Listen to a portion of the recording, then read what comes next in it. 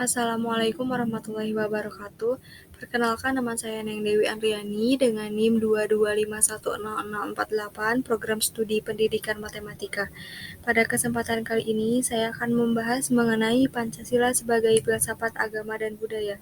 Pertama, filsafat berasal dari bahasa Yunani, yaitu philein dan sophia.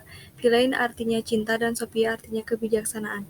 Cinta mempunyai pengertian yang luas, sedangkan kebijaksanaan mempunyai arti yang bermacam-macam. Secara harfiah berarti mencintai kebijaksanaan, mencintai hikmah, dan mencintai pengetahuan. Dalam bahasa Inggris, filsafat yaitu filosofi, dalam bahasa Arab, filsafat yaitu falsafah, dan dari bahasa Jerman, filsafat adalah filosofi. Filsafat diartikan sebagai keinginan yang sungguh-sungguh untuk mencari kebenaran yang sejati. Kemudian ada Pancasila sebagai sistem filsafat. Pertama, filosofische Grundlage, yaitu Pancasila sebagai dasar filsafat negara. Artinya, nilai ketuhanan, kemanusiaan, persatuan, kerakyatan, dan keadilan harus mendasari seluruh peraturan perundang-undangan yang berlaku. Kedua, ada Weltanschauung,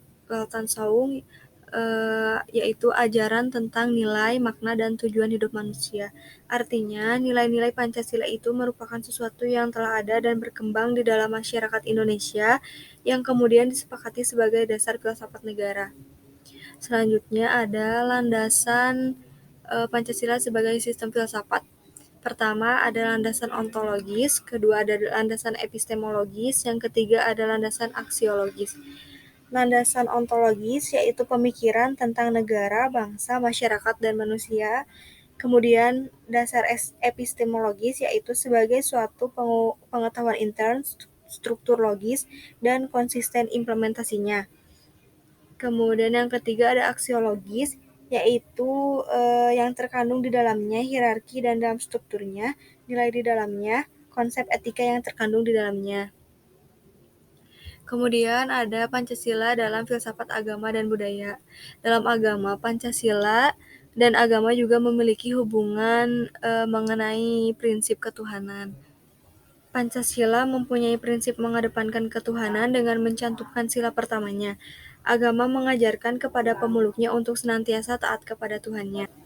Pancasila yang di dalamnya terkandung dasar filsafat hubungan negara dan agama merupakan karya besar bangsa Indonesia melalui The Founding Fathers Negara Republik Indonesia.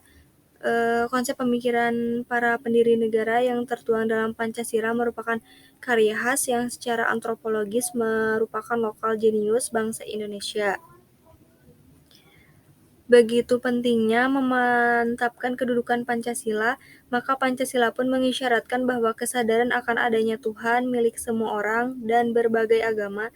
Tuhan menurut terminologi Pancasila adalah Tuhan yang Maha Esa, yang tak terbagi, yang maknanya sejalan dengan agama Islam, Kristen, Buddha, Hindu, dan bahkan juga animisme. Dalam buku Sutta Soma, karangan Empu Tantular, dijumpai kalimat yang kemudian dikenal Bhinneka Tunggal Ika. Sebenarnya kalimat tersebut secara lengkap berbunyi Bhinneka Tunggal Ika Tanhana Dharma Mangrua. Artinya, walaupun berbeda, satu jua adanya, sebab tidak ada agama yang mempunyai tujuan yang berbeda.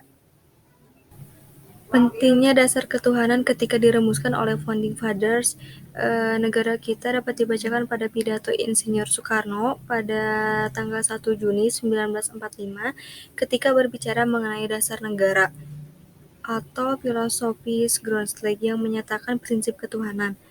Bukan saja bangsa Indonesia bertuhan, tetapi masing-masing orang Indonesia hendaknya bertuhan, Tuhannya sendiri.